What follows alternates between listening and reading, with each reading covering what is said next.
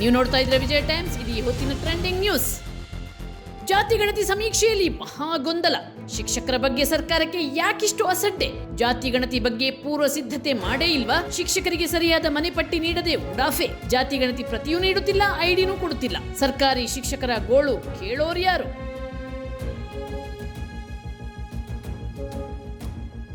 ಹೌದು, ರಾಜ್ಯ ಸರ್ಕಾರ ನಡೆಸುತ್ತಿರುವ ಉಪಜಾತಿಗಳ ಜಾತಿ ಗಣತಿಯು ಮಹಾಗೊಂದಲದ ಗೂಡಾಗಿದೆ. ಸರಿಯಾದ ಪೂರ್ವ ತಯಾರಿ ಇಲ್ಲ, ಮಾಹಿತಿಯ ಕೊರತೆ, ಸೂಕ್ತ ತರಬೇತಿಯೇ ಕೊಡದೆ ಶಿಕ್ಷಕರನ್ನ ಜಾತಿ ಗಣತಿಗೆ ಇಳಿಸಿದೆ ಸರ್ಕಾರ. ಅಷ್ಟೇ ಅಲ್ಲ, ಈ ಜಾತಿ ಗಣತಿಯ ಬಗ್ಗೆ ಜನರಲ್ಲೂ ಸರಿಯಾಗಿ ಜಾಗೃತಿ ಮೂಡಿಸಿಲ್ಲ. ಹಾಗಾಗಿ ಈ ಜಾತಿ ಗಣತಿ ಈಗ ಶಿಕ್ಷಕರಿಗೆ ಶಿಕ್ಷೆಯಾಗಿದೆ.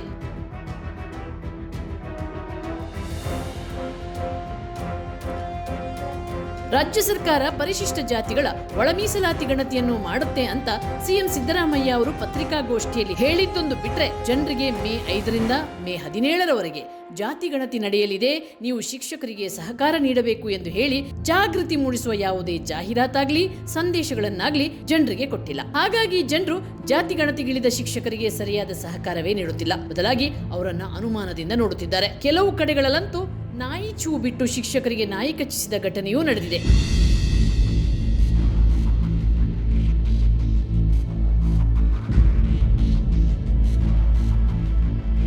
ಇಷ್ಟು ಮಾತ್ರ ಅಲ್ಲ, ಅಧಿಕಾರಿಗಳು ಶಿಕ್ಷಕರಿಗೆ ಜಾತಿ ಗಣತಿಗೆ ಬೇಕಾದ ಪೂರಕವಾದ ಮಾಹಿತಿ ನೀಡದೆ ಸಂಕಷ್ಟಕ್ಕೆ ಸಿಲುಕಿಸಿದ್ದಾರೆ. ಶಿಕ್ಷಕರು ಅನುಭವಿಸುತ್ತಿರುವ ಕಷ್ಟ ಒಂದೆರಡಲ್ಲ. ಶಿಕ್ಷಕರು ಮನೆ ಹುಡುಕಾಡಲು ಹರಸಾಹಸ ಪಡ್ತಿದ್ದಾರೆ.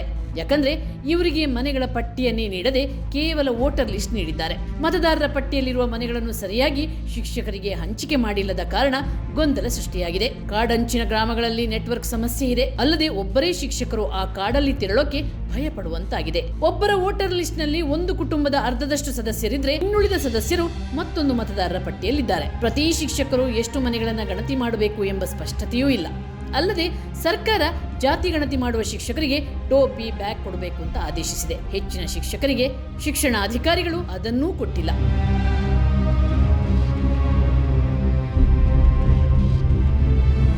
ಇನ್ನು ಜಾತಿ ಗಣತಿಗೆ ಶಿಕ್ಷಕರ ನೇಮಕಾತಿಯಲ್ಲೂ ಭಾರಿ ಅನ್ಯಾಯ ಮಾಡಲಾಗಿದೆ. ಕ್ಷೇತ್ರ ಶಿಕ್ಷಣಾಧಿಕಾರಿಗಳ ಆಪ್ತರು ಹಾಗೂ ಸಂಬಂಧಿಕರನ್ನು ಜಾತಿ ಗಣತಿಯಿಂದ ಕೈಬಿಡಲಾಗಿದೆ.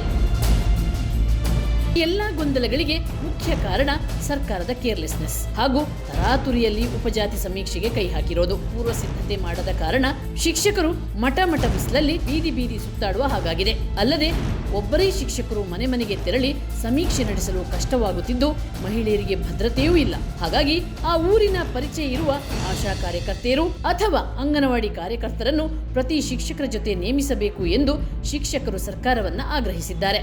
ಶಿಕ್ಷಕರ ಈ ಬೇಡಿಕೆಯನ್ನು ಆಲಿಸಿ ಈ ಗೊಂದಲಗಳನ್ನು ನಿವಾರಿಸಬೇಕು ಅನ್ನೋದು ವಿಜಯ ಟೈಮ್ಸ್ ಆಗ್ರಹ ಆಗಿದೆ. ಸೌಜನ್ಯ, ವಿಜಯ ಟೈಮ್ಸ್, ಬೆಂಗಳೂರು.